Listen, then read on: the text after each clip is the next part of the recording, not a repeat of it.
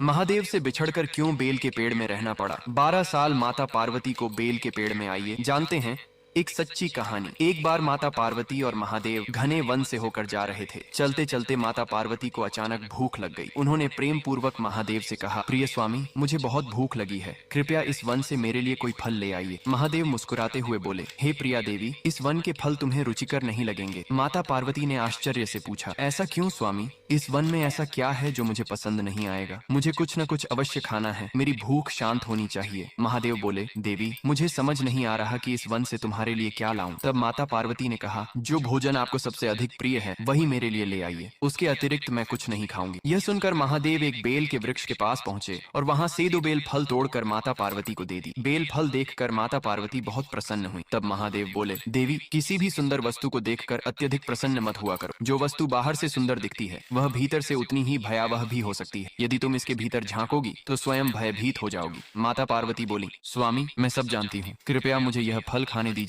महादेव ने कहा, ठीक है देवी, अब इस विषय में मुझे और मत सता। माता पार्वती ने जैसे ही पहला बेल फल तोड़ा, उसमें से एक भयानक सांप निकल आया। यह देखकर वे भय से बेल को फेंक देती हैं और कहती हैं, हे प्रभु, यह मैं क्या देख रही हूँ? मेरे फल में इतना भयानक सांप क्यों? उन्होंने दूसरा बेल फल तोड़ा, उसमें से भी सांप निकल आया। तब माता पार्वती क्रोधित होकर बोली, प्रिय स्वामी, मैं जानती हूँ आप अत्यंत शक्तिशाली हैं, परंतु भूखे व्यक्ति के साथ इस प्रकार का मजाक करना उचित नहीं है। महादेव शांत स्वर में बोले, हे देवी, यह सब मैंने नहीं किया, यह तुम्हारे प्रिय पुत्र गणेश का किया हुआ है। माता पार्वती ने आश्चर्य से कहा, परंतु गणेश तो मेरे साथ नहीं है, उन्होंने ऐसा कब किया? तब महादेव बोले, देवी, यह बेल का वृक्ष पहले फल नहीं देता था। इसने एक बार तुम्हारे पुत्र गणेश से वरदान मांगा था कि यदि इसमें बेल फल लगे तो यह उनके लिए व्रत करेगा, परंतु इसने अपना व्रत पूरा नहीं किया। इस कारण क्रोधित होकर गणेश ने इसे सांप बना दिया। यह सुनकर माता पार्वती बोली, स्वामी, मैं अपने पुत्र गणेश के लिए व्रत करूंगी ताकि यह वृक्ष अपने शाप से मुक्त हो जाए। महादेव जोर से हंसते हुए बोले, हे देवी, केवल व्रत करने से यह शाप मुक्त नहीं होगा। इसके लिए तुम्हें 12 वर्षों तक इसी वृक्ष में वास करना होगा और इस दौरान तुम्हें इसके पत्तों के अतिरिक्त कुछ भी नहीं खाना होगा। माता पार्वती ने दृढ़ स्वर में कहा,